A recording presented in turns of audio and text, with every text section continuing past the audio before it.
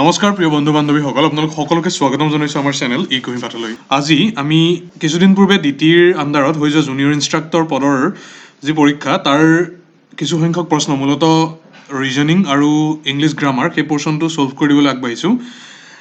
কাইলৈ অৰ্থাৎ 24 তাৰিখে ডিটিৰ জুনিয়ৰ এছিষ্টেণ্ট তথা তেনেধৰণৰ কিছুমান পদবীৰ বাবে এক পৰীক্ষা অনুষ্ঠিত হ'ব। সেই পৰীক্ষাত নিশ্চয় ভিডিঅ'টো সহায়ক হ'ব সেই বুলি আমি আশা কৰিছোঁ, আৰু লগতে যিসকল পৰীক্ষাৰ্থী অৱতীৰ্ণ হ'ব তেওঁলোকলৈ শুভেচ্ছা জ্ঞাপন কৰি এই ভিডিঅ'টোৰ মূল বিষয়বস্তুলৈ প্ৰৱেশ কৰিব বিচাৰিছোঁ।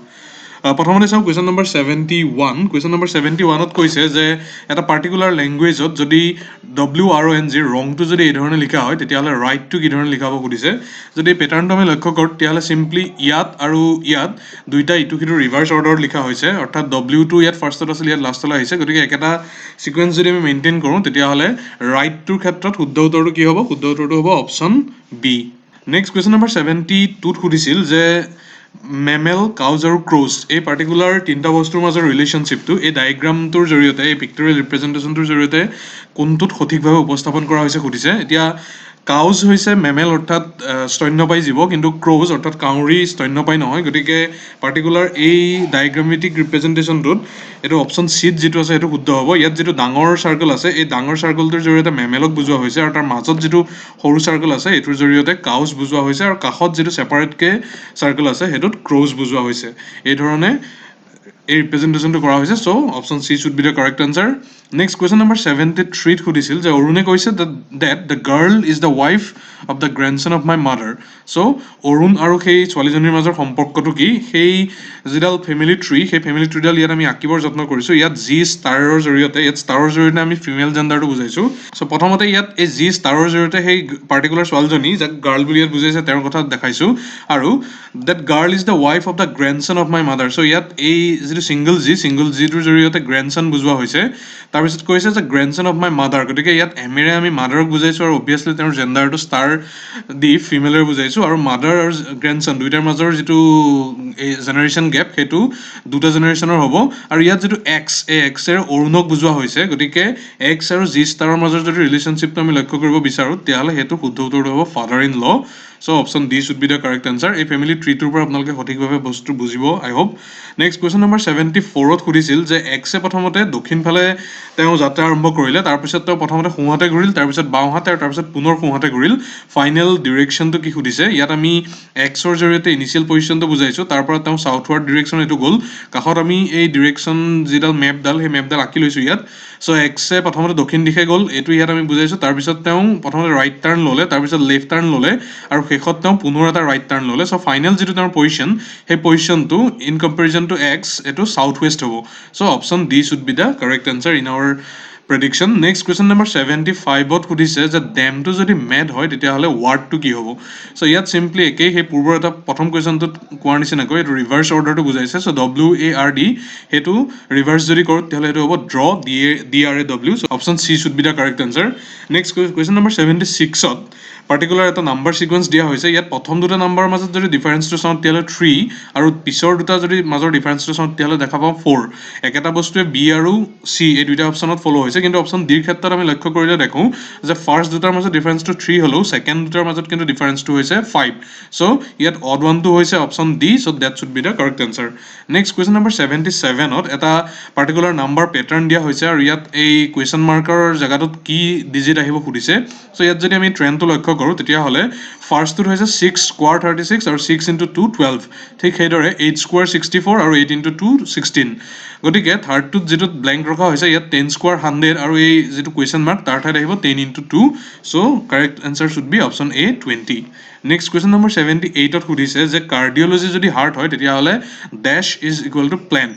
চ' হৃদপিণ্ডৰ অধ্যয়নক চাইণ্টিফিক টাৰ্মিনলজিত কাৰ্ডিঅ'লজি বুলি কোৱা হয়। গতিকে প্লেণ্টছ অধ্যয়ন অৰ্থাৎ উদ্ভিদ অধ্যয়নৰ যিটো বিভাগ সেইটো হৈছে botany. So' option B should be the correct answer, easy one.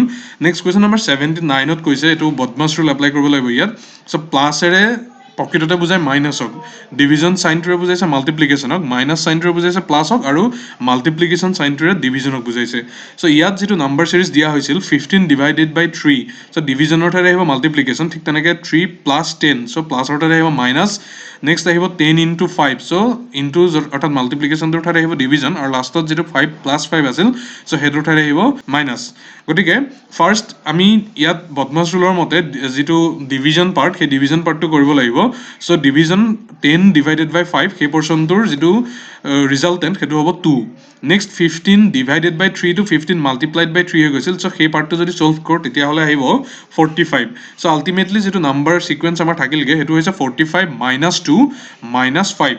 So' 45 minus 2 minus 5 ultimately সেইটো হ'বগৈ 38। কিন্তু 38টো ইয়াত এটাও অপশ্যনত নাই, গতিকে আমাৰ বিবেচনাত এইটোৰ যিখিনি অপশ্যন দিয়া আছে সেইখিনিৰ ভিতৰত সঠিক অপশ্যনটো দিয়া হোৱা নাই। অফিচিয়েল এনচাৰ কিয়ে যদিও প্ৰকৃত সত্যটো নিৰ্ণয় কৰিব, কিন্তু আমাৰ বিবেচনাত ইয়াত যিকেইটা অপশ্যন আছে সেইকেইটাৰ ভিতৰত শুদ্ধ অপশ্যন এটাতো নাই। নেক্সট কুৱেশ্যন নম্বৰ 80ত ইয়াত এই পাৰ্টিকুলাৰ ডায়েগ্ৰামটোত টোটেল নাম্বাৰ অফ ট্ৰাইংগলছ কিমান উলিয়াব দিছে। চ' যদি কাউণ্ট কৰা যায় তেতিয়াহ'লে টোটেল নাম্বাৰটো ওলাবগৈ অপশ্যন ডিত উল্লেখিত 16। ইয়াত প্ৰথমতে সৰু ট্ৰাইংগলকেইটা সেইকেইটা আপোনালোকে ফাৰ্ষ্ট ষ্টাডি কৰিব লাগিব, আৰু তাৰপিছত ক্ৰমান্বয়ে ডাঙৰ যিকেইটা ট্ৰাইংগল সেইকেইটা আপোনালোকে চাব লাগিব। চ' এইটো পেটাৰ্ণৰ 8টা ট্ৰাইংগল থাকিব, ঠিক তেনেদৰে এইটো পেটাৰ্ণৰ ট্ৰাইংগল থাকিব, তাৰপিছতে এনেকৈ ডাঙৰ ট্ৰাইংগল থাকিব। চ' এই ধৰণে অভাৰঅল টোটেল 16টা ট্ৰাইংগল আপোনালোকে বিচাৰি পাব। নেক্সট কুৱেশ্যন নম্বৰ 81ত সুধিছে যে কাৰেক্ট অপশ্যনটো এই নাম্বাৰ চিকুৱেঞ্চটো চুজ কৰিব লাগে 2, 5, 26।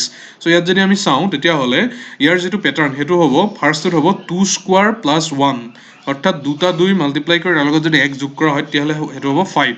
ঠিক সেইদৰে 5 স্কোৱাৰ প্লাছ 1 যদি কৰা যায় তেতিয়াহ'লে সেইটো হ'ব 25 প্লাছ 1 26।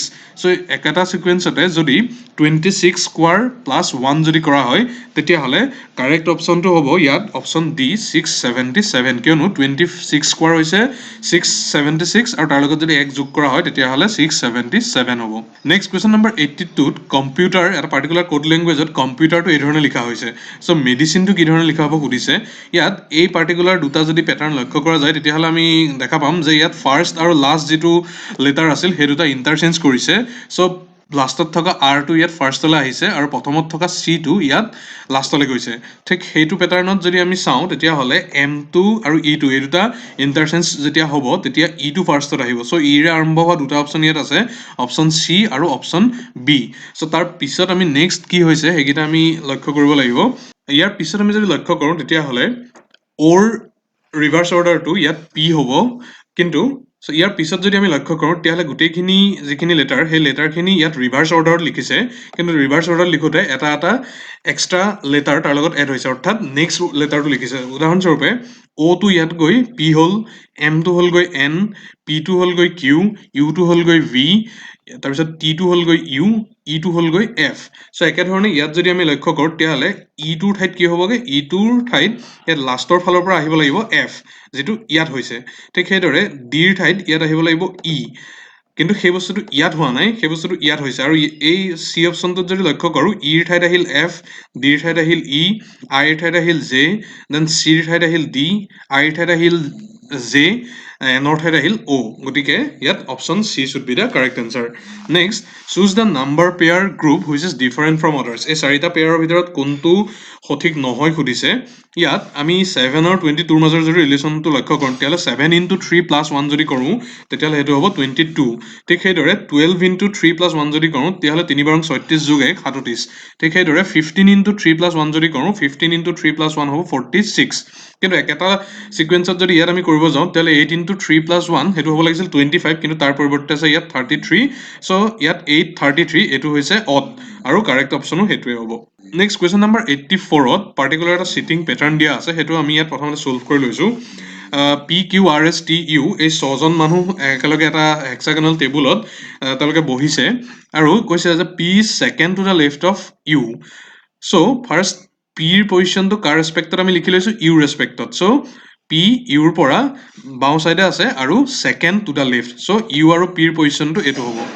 নেক্সট কৈছে Q is the neighbour of R and S so এইটো হৈছে কিউৰ পজিশ্যনটো কিউ আৰ আৰু এছ দুইজনৰে নেইবাৰ গতিকে আৰ আৰু এছ টোৰ মাজত কিউ থাকিব নেক্সট কি কৈছে যে T is the second to the left of S এতিয়া এছৰ বাওঁফালে দ্বিতীয় পজিশ্যনত কোন থাকিব টি গতিকে এই গোটেইকেইটাৰ পৰা আমি আৰু লাষ্টত T is second to the left of S so' গতিকে এই গোটেইকেইটা চিটিং পেটাৰ্ণৰ ইভালুৱেশ্যন কৰি আমি এই ট্ৰেণ্ডটো পাই লৈছোঁ P T U S Q R so' সেই হিচাপত সুধিছে লাষ্টত যে ইউৰ ৰাইট চাইডে থাৰ্ড পাৰ্চন কোন হ'ব চ' ইউৰ ৰাইট চাইডে থাৰ্ড পাৰ্চন হ'ব R so' correct answer should be option D next question number 85ত সুধিছে এই দুটা ডাইচৰ বা আমি সাধাৰণতে লুডু খেলোঁতে ব্যৱহাৰ কৰা যিটো ডাইচ সেইটোৰ দুটা চিত্ৰ দিয়া হৈছে ইয়াত যদি দুইটা আমি লক্ষ্য কৰোঁ তেতিয়াহ'লে ইয়াত দেখিম যে সোঁ চাইডে ইয়াত এই থ্ৰী যোনটো পজিশ্যনটো থ্ৰী পজিশ্যনটো ইয়াত ওপৰ ফালে ছিংগল যিটো অপশ্যন সেইটো আছিল কিন্তু ইয়াত সেইটো উল্টা হৈ আছে চ' যেতিয়া ওপৰ ফালে আছিল তেতিয়া ওপৰ ফালে আছিল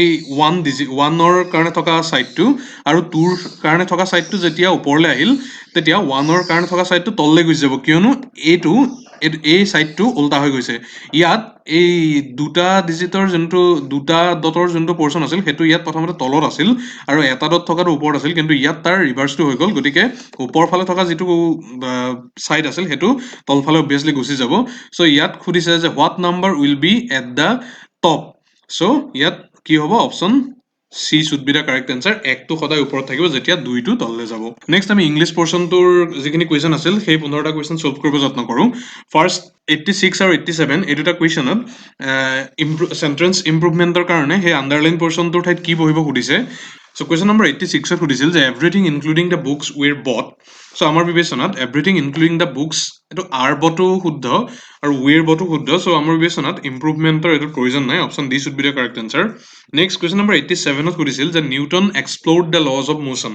চ' এইটোৰ শুদ্ধ অপশ্যনটো হ'ব 87B নিউটনে ল অফ মোশ্যনটো ডিছকভাৰ কৰিছিল ডিছকভাৰ এইকাৰণে হ'ব কাৰণ ল অফ মোশ্যনটো অলৰেডি এক্সিষ্ট কৰিছিল সেইমতে চলি আছিল কিন্তু তেওঁ চিম্পলি সেইটো তেওঁ সেই অলৰেডি এক্সিষ্টেড বস্তু এটা তেওঁ লাইমলাইটলৈ আনিছিল গতিকে so' it should be discovered question number 87 option B next question number 88ত সুধিছে যে my friend has good dash over English and Hindi so' এইকেইটাৰ ভিতৰত শুদ্ধ উত্তৰটো হ'ব good command my friend has good command over English and Hindi next 89 my coach is one of the best coaches এইটোৰ খালী ঠাইত যিটো আছে তাত কুৱেশ্যন নম্বৰ 89ত শুদ্ধ উত্তৰটো হ'ব that I know' my coach is one of the best coaches that I know' next question number 90ত he will not go' dash he is compelled এইটো আনলেছ হ'ব চ' কুৱেশ্যন নম্বৰ 90ৰ option C should be the correct answer he will not go' unless he is compelled next question number 91ত Rina can play badminton very well she is dash so' she is pretty নহ'ব she is clumsy নহ'ব she is smart সেইটোও নহ'ব she is talented আমাৰ বিবেচনাত option B should be the correct answer she is talented next correct ইয়াত টাৰ্মটো mainly টেন্সটো কোনটো টেন্সৰ form শুদ্ধ হ'ব সুধিছে she talks as if she dash everything so' she talks as if she knew everything option D should be the correct one then they dash home before it grew dark so' এইটো হ'ব 93 they had reached past perfect হ'ব they had reached home before it grew dark next 94th if you had gone there you dash met him so এইটোত হ'ব 94 এইটোৰ correct option হ'ব would have so if you had gone there you would have met him next 95th the train dash at 9 o'clock is morning so এইটো option C হ'ব এইটো habitual action the train starts Option C, the train starts at 9 o'clock each morning. Then, Amal dash this work for 6 months. Eto hobo, Amal has been doing this work for 6 months. So, present perfect continuous, for ba since thakile in almost all the cases, present perfect continuous hoy. So, Amal has been doing this work for 6 months. Next, 97 he is such a fool that I dash rely on him. So etu he is such a fool that I cannot rely on him. Moi tar oporot rely koribo noaru. So option D should be the correct answer.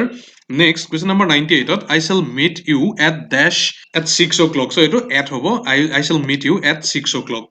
Next, 99, pay careful attention dash what I am going to say. So pay careful attention to what I am going to say. Option B should be the correct answer. So question number 100, his skill comes dash practice. So skill comes with practice.